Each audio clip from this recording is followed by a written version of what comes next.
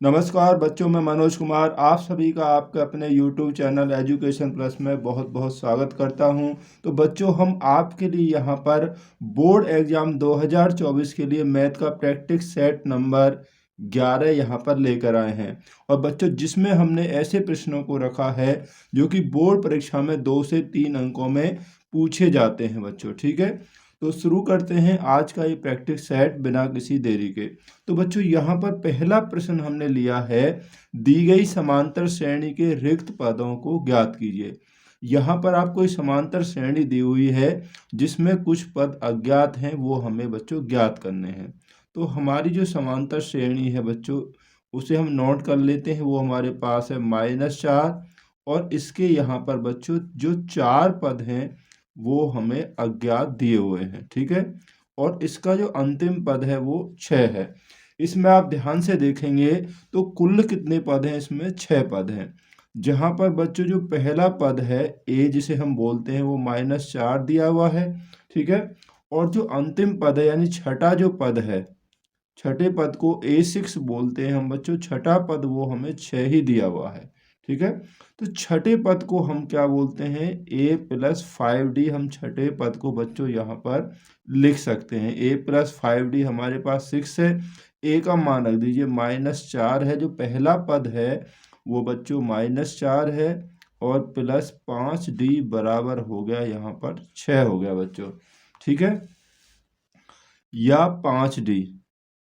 तो 5D का जो मान होगा, इसको आप इधर ले आइए तो ये हो जाएगा 6 + 4। माइनस का 4 है तो इधर आके प्लस का हो जाएगा। तो बच्चों 5D का जो मान है वो हमारे पास यहाँ 10 हो गया। ठीक है, 5D का मान 10 हो गया तो D बराबर कितना होगा, 5 दूनी 10। तो D का जो मान है बच्चों वो हमें यहाँ पर 2 प्राप्त हो गया है। अब हमें क्या निकालना है, इस एपी के जो अन्य पद हैं वो हम निकाल लेंगे आसानी से। एक तो हमें दूसरा पद निकालना है, तो दूसरा पद हो जाएगा A+D, यानी कि -4 + D का मान 2 है, तो ये बच्चों -2 आ जाएगा। और तीसरा पद हम निकालेंगे तो वो हो जाएगा A+2D। तीसरा पद A+2D होगा बच्चों। -4 + 2 × 2 4, तो यानी कि -4 + 4 प्लस माइनस कट जाएंगे, तो बच्चों वो कितना आ जाएगा, 0 आ जाएगा। इसके बाद हमें इसका चौथा पद निकालना है, तो चौथा पद होगा A+3D, यानी एक कम हम कर देंगे। ठीक है, चौथा निकालने हैं तो A+3D हो जाएगा। तो -4 + 3 × D का मान 2 हो गया, तो -4, तो -4 + 3 दूनी 6। तो बच्चों कितना आ जाएगा, ये आ जाएगा आपके पास 2 आ जाएगा। ठीक है, इसके बाद पांचवा पद और निकालना है हमें। इसमें पांचवा पद, तो पांचवा हो जाएगा बच्चों A+ कितना 4D हो जाएगा। ए का मान -4 + 4 × 2, तो -4 + 8, तो कितना आएगा, 8 में से 4 माइनस हो जाएंगे बच्चों, यहाँ पर 4 हो जाएगा। तो यही हमें इसके अज्ञात जो पद थे बच्चों वो हमें ज्ञात करने थे। ठीक है, इन्हें आप यहाँ इसमें भर भी सकते हैं या आप इसको ऐसे ही रख दीजिए। ठीक है, तो काफ़ी अच्छा प्रश्न है बच्चों। तो नेक्स्ट क्वेश्चन देखते हैं।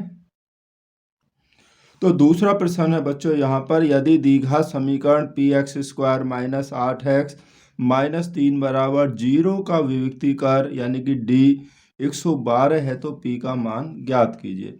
तो बच्चों यहाँ पर ये हमारा समीकरण हो गया। यदि इस समीकरण की तुलना हम मानक द्विघात समीकरण से करेंगे, तो समीकरण की जो बच्चों तुलना करने पर मानक द्विघात समीकरण होता है ax² + bx + c बराबर 0। तो यहाँ पर बच्चों a बराबर जो हो जाएगा x² का गुणांक होता है p हो गया, और जो b बराबर हो जाएगा x का गुणांक -8 होगा, और c बराबर होता है अचर पद जो हमें यहाँ पर -3 दिया हुआ है।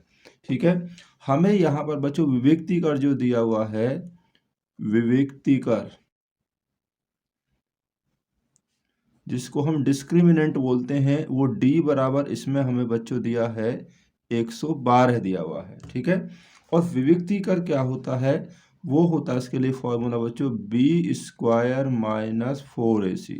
तो बी स्क्वायर माइनस 4ac का जो मान आपके पास 112 दिया हुआ है। तो यहाँ पर सभी के मान रख दीजिए।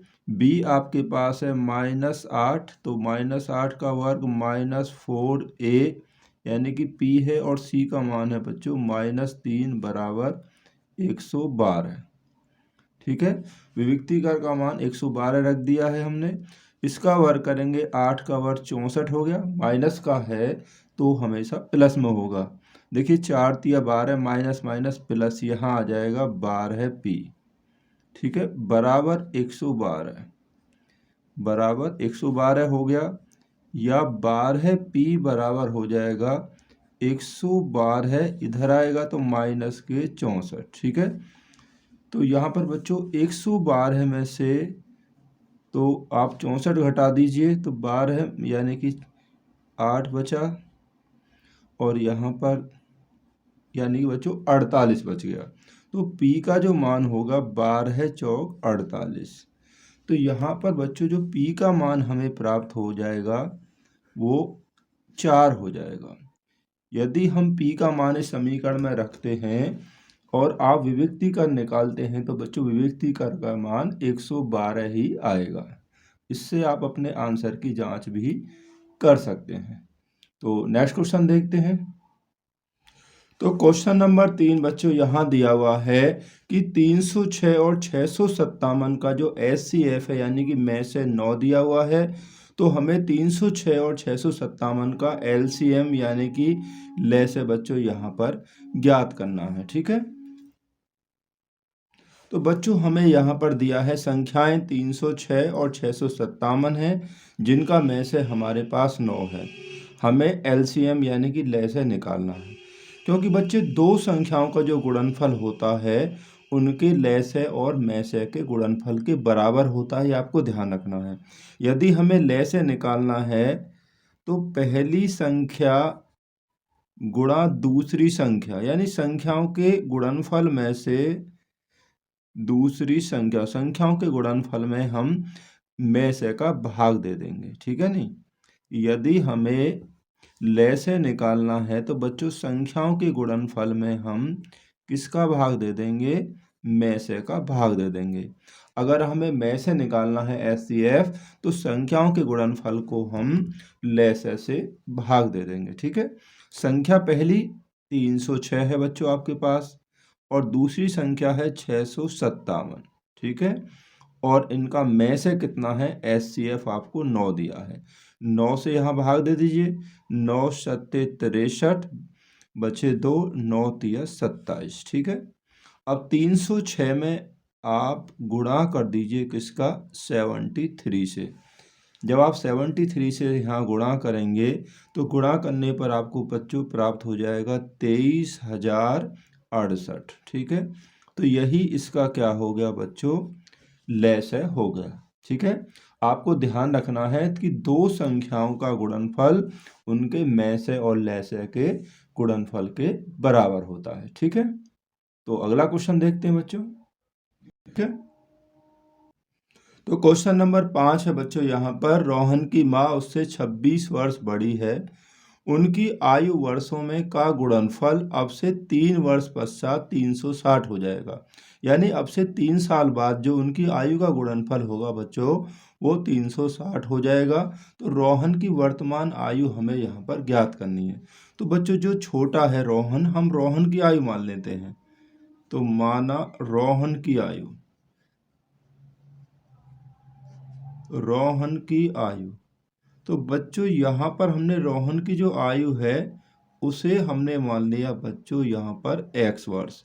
जब रोहन की आयु x वर्ष हो जाए है तो जो माँ की जो आयु है वो कितनी हो जाएगी, ये वर्तमान आयु बच्चों हमने यहाँ पर माना है। अब माँ 26 साल बड़ी है तो x + 26, रोहन की आयु में 26 वर्ष हम यहाँ पर बच्चों जोड़ देंगे तो हमें माँ की आयु प्राप्त हो गई। अब क्या कह रहा है, 3 वर्ष बाद। अब देखिए 3 वर्ष बाद, ठीक है नहीं, अब 3 वर्ष बाद हमें किसकी निकालनी है, यहाँ पर जो रोहन है वो कितने साल का हो जाएगा। तो रोहन की जो आयु है बच्चों, तो रोहन 3 साल और बड़ा हो जाएगा। तो रोहन की आयु अब x साल का है तो वो हो जाएगा बच्चों कितना, x प्लस 3 वर्ष का। और जो माँ है तो माँ की आयु भी तो बच्चों 3 साल और अधिक हो जाएगी। अब x प्लस 26 है माँ की उम्र, तो x प्लस 26 में 3 और जोड़ दीजिए, तो यहाँ हो जाएगी माँ की उम्र x प्लस 26 और 3 29 वर्ष। ठीक है, दोनों की आयु में अगर हम 3 जोड़ देंगे तो हमारे पास दोनों की जो 3 साल बाद उम्र हो जाएगी।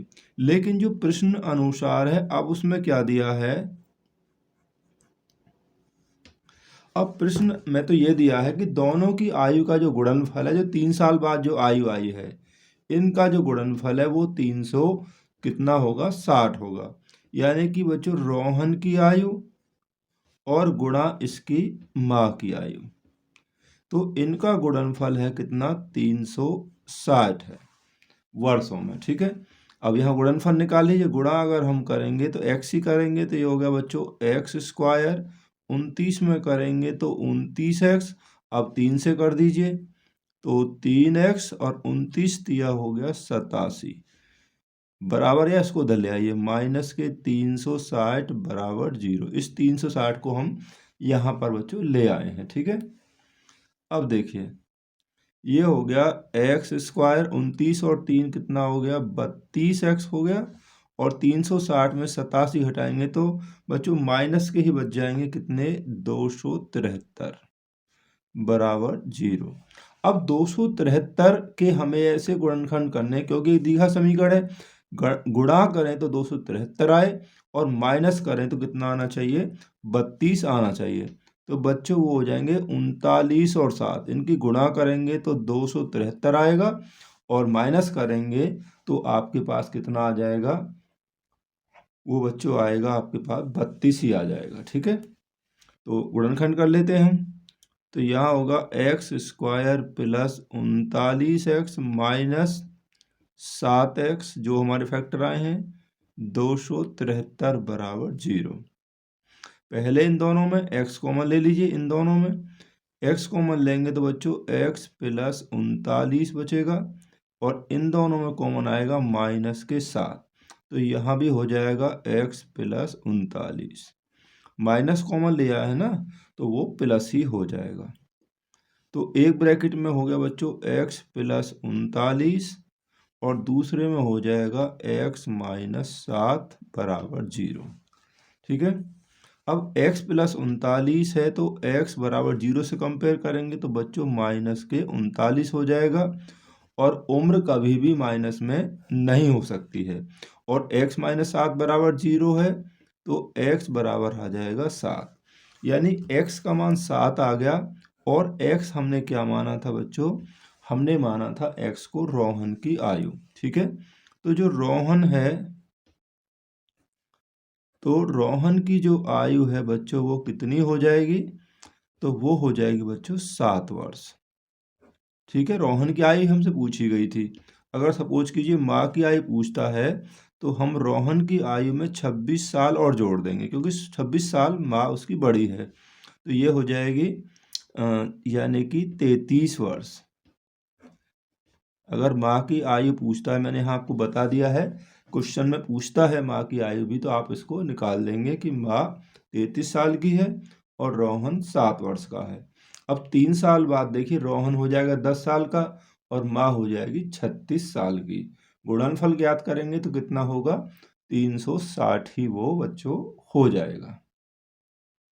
तो क्वेश्चन नंबर 6 है बच्चों यहाँ पर आपके लिए कि एपी यानी समांतर श्रेणी 21, 18, 15 का कौन सा पद -81 है, क्या इसका कोई पद शून्य यानी कि 0 भी है, हमें यह ज्ञात करना है। तो बच्चों हमें जो एपी दी हुई है, एपी है हमारे पास 21, 18, 15, ये हमारी एपी है। जहाँ पर बच्चों जो a बराबर है, पहला जो पद हमें 21 दिया हुआ है, और पदांतर जो है d अगर हम निकालेंगे तो दूसरे पद में से आपको पहला पद माइनस कर देना है। तो माइनस कर देंगे तो बचेंगे -3। तो यहाँ पर जो है वो सर्वांतर जो है बच्चों -3 है। ठीक है। अब हम मान लेते हैं कि माना nवां जो पद है, माना nवां जो पद है वो -81 है। अब हमें पता तो नहीं है कौन सा पद है, तो nवां पद हमने 81 मान लिया, तो यानी कि an बराबर होगा -81। तो nवें पद के लिए सूत्र हो जाएगा बच्चों a + n-1 इंटू डी, तो बराबर -81 जो हमें nवां पद दिया है। अब a आपके पास कितना है, 21 + n-1 इंटू डी, डी हमने निकाला सर्वंतर -3 है, बराबर -81 हो गया। ठीक है ना बच्चों। इसे सॉल्व कर देंगे तो n-1 गुणा -3 बराबर हो जाएगा -81, और 21 जो है बच्चों माइनस के 21 इधर आकर पक्षांतर में प्लस वाले माइनस के हो जाएंगे।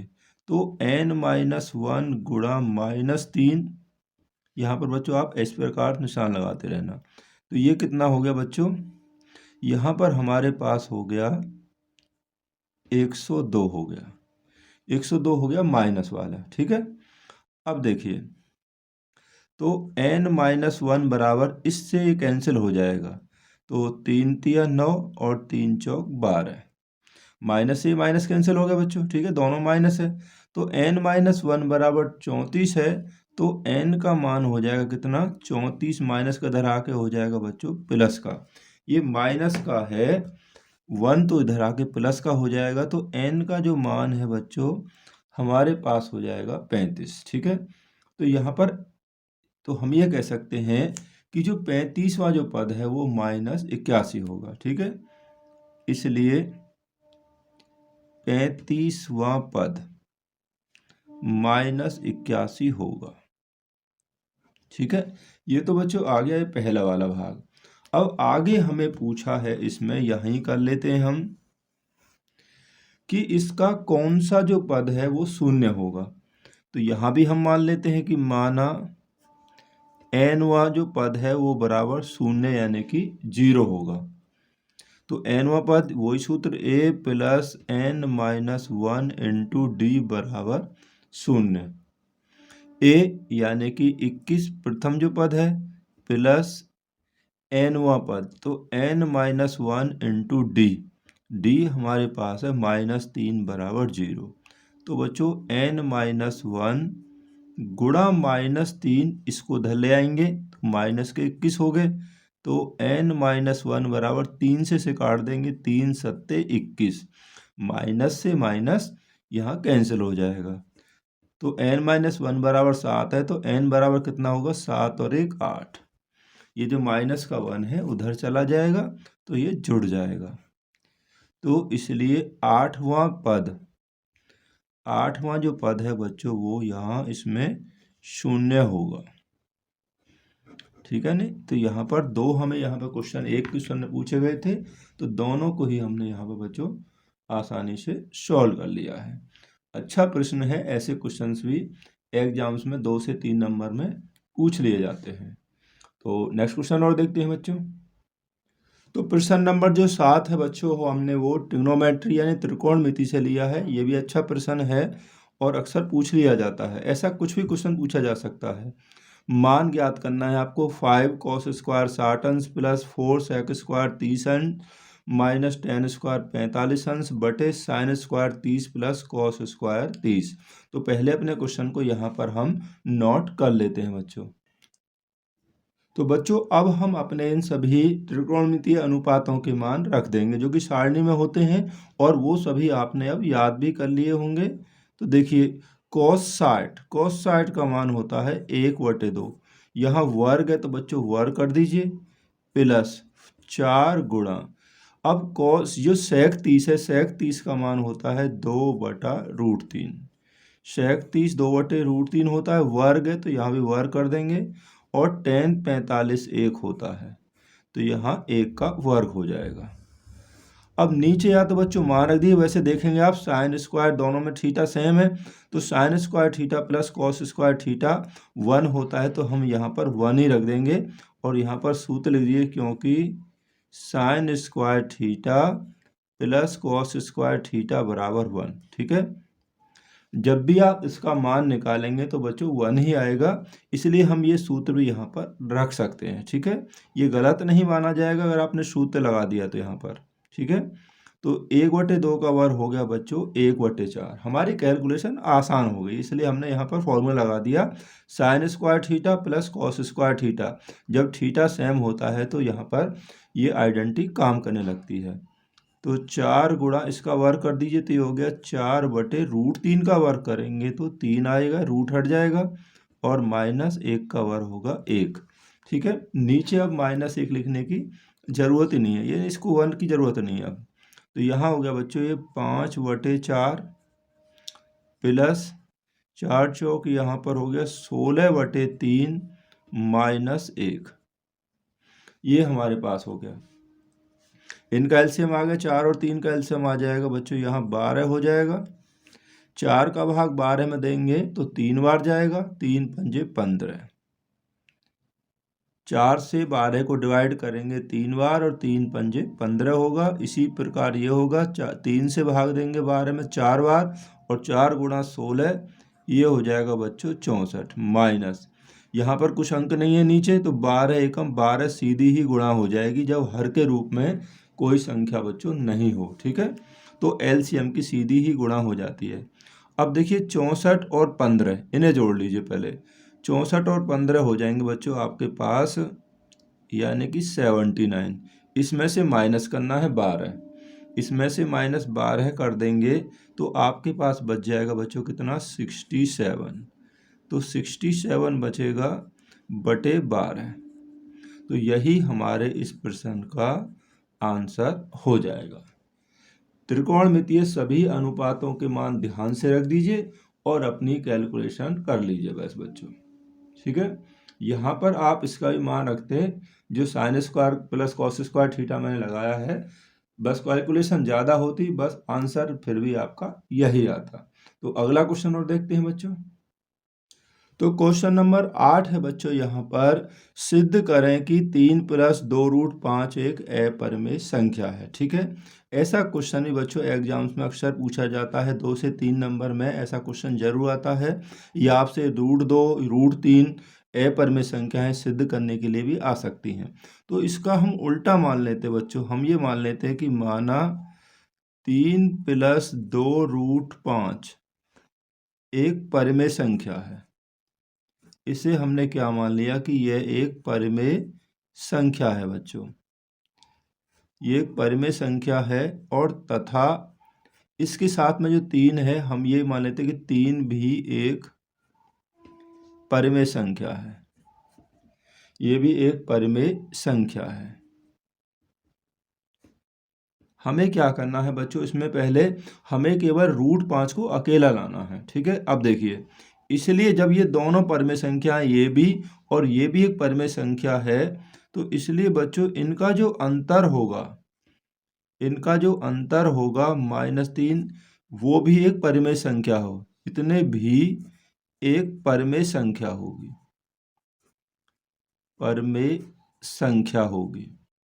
हम इसको थ्योरिकली ही कर रहे हैं बच्चों। देखिए अब क्यों होगी ये भी आपको बताना है, ये परिमेय संख्या क्यों होगी इनका अंतर, क्योंकि दो परिमेय संख्याओं का अंतर भी क्या होता है, परिमेय होता है बच्चों, क्योंकि दो परिमेय संख्याओं का अंतर भी परिमेय ही होता है। इसलिए 3 से 3 कैंसिल हो जाएगा, ठीक है, प्लस और माइनस का, इसलिए 2√5 ये बची, भी एक परिमेय संख्या होगी, भी एक परिमेय संख्या होगी। क्यों होगी, हमने आपको रीजन बता दिया है, क्योंकि दो परिमेय संख्याओं का अंतर परिमेय होता है, और इनका अंतर हमारे पास ये आया है 2√5, तो ये भी एक परिमेय संख्या होगी। तथा अब हमें 2 हटाना है, तो यहाँ लिखेंगे तथा 2 कब हटेगा, जब 1/2 से गुणा करेंगे, तथा 1/2 भी एक परिमेय संख्या है, भी एक परिमेय संख्या है। ठीक है नहीं। जब ये दोनों परिमेय संख्या हैं, 2√5 और 1/√2, ये 1/2 बच्चों, ये भी एक परिमेय है, इसलिए क्या होगा कि 2√5 गुणा 1/2 भी एक परिमेय संख्या होगी, भी एक परिमेय संख्या होगी। अब बच्चों ये परिमेय संख्या क्यों होगी ये भी आपको बताना यहाँ पर, कि आपने गुणा की है तो ये परिमेय क्यों होगा, क्योंकि बच्चों दो परिमेय संख्याओं का गुणनफल जो होता है वो भी परिमेय ही होता है। दो परिमेय संख्याओं का गुणनफल परिमेय होता है, इसलिए इनका गुणनफल जब हम करेंगे 2 से 2 कैंसिल हो गया, हमारे पास आ गया √5, एक परिमेय संख्या होगी। गुणनफल करने पर आ गया √5 और ये भी एक परिमेय संख्या होगी। ठीक है, ये भी एक परिमेय संख्या होगी। लेकिन हम जानते हैं कि √5 क्या है, एक अपरिमेय संख्या है। परंतु हम जानते हैं कि √5 एक अपरिमेय संख्या है। जब बच्चों √5 एक अपरिमेय संख्या, ये बात हम जानते हैं, तो इसलिए हमारी कल्पना जो हमने शुरू में कल्पना की थी कि 3 + 2√5 एक परिमेय संख्या है, वो गलत है। अगर वो कल्पना गलत है तो इसलिए सिद्ध होता है कि 3 + 2√5 क्या है, एक अपरिमेय संख्या है। क्योंकि परिमेय तो जो हमने किया है यहाँ पर वो माना था, वो सब गलत हो गया। अब जब वो गलत है तो इसका उल्टा क्या है कि ये एक क्या होगा, एक अपरिमेय संख्या होगी, अपरिमेय। अतः सिद्ध होता है कि 3 + 2√5 एक अपरिमेय संख्या है। ठीक है बच्चों, इस तरीका से हम अपने इस क्वेश्चन को थ्योरिकली सिद्ध कर देंगे।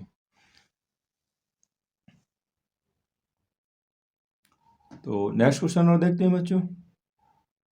तो क्वेश्चन नंबर 9 बच्चों यहाँ पर दिया है, यदि बिंदु ए, बी, सी और डी एक समांतर चतुर्भुज के शीर्ष हैं, जो हमें निर्देशांक दिए हैं एक समांतर चतुर्भुज के शीर्ष हैं, तो P का मान ज्ञात कीजिए। यहाँ पर बच्चों P है तो हमें P ज्ञात करना है। अब बच्चों देखिए यहाँ पर ये समांतर चतुर्भुज हमने बना लिया यहाँ पर। अब समांतर चतुर्भुज के जो विकर्ण होते हैं, विकर्ण इसमें ए, सी और बी, डी हैं, एक दूसरे को समद्विभाजित करते हैं। समांतर चतुर्भुज के विकर्ण एक दूसरे को क्या करते हैं, समद्विभाजित करते हैं।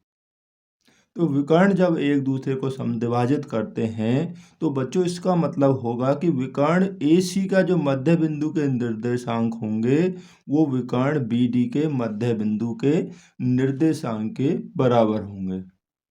और मध्य बिंदु के निर्देशांक बच्चों क्या होते हैं, वो होते हैं x के लिए आता है x1 + x2/2 और y के लिए आता है y1 + y2/2। तो यहाँ पर आप वो सूत्र भी लिख सकते हैं।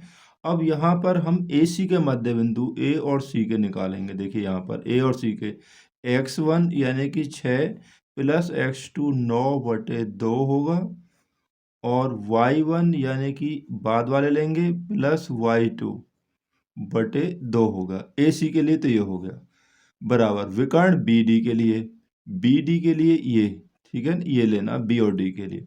तो x1 + x2 यानी कि P/2 और y1 + y2, अब आपको बाद वाले लेने, बाद वाले 2 + 3/2 हो जाएगा। ठीक है नहीं, x1 + x2/2 y1 + y2/2 ये हो गया।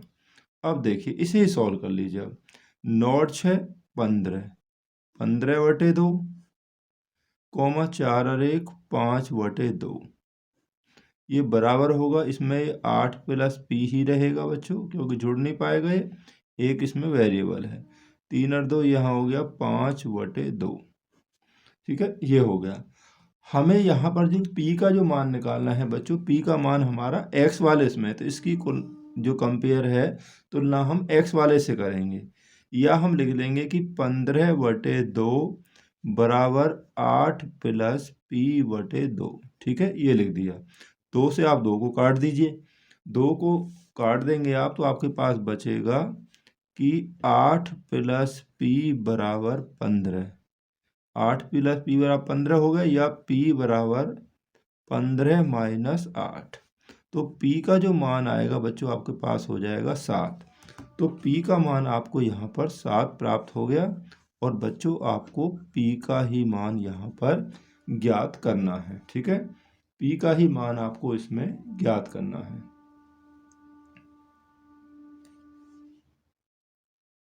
तो बच्चों इस वीडियो में हमने इस प्रैक्टिस सेट में हमने इन 9 प्रश्नों को लिखा है, इन 9 ही प्रश्नों को लिया है, क्योंकि और ज़्यादा प्रश्न लेते तो वीडियो काफ़ी लंबा हो जाता। तो अगली वीडियो में हम ऐसे ही एक और प्रैक्टिस सेट लेकर आपके लिए आएंगे, जो कि बोर्ड एग्जाम्स के लिए इसमें बहुत ही इंपॉर्टेंट प्रश्नों को रखा होगा। तो ये वीडियो देखने के लिए आप सभी का बहुत बहुत धन्यवाद। और वीडियो आपको कैसा लगा, क्वेश्चन यहाँ पर कैसे लगे, तो हमें ज़रूर कॉमेंट करें। वीडियो में जो भी कमी हो तो अपनी वैल्यूएबल जो सुझाव है हमें ज़रूर दें। थैंक यू बच्चों।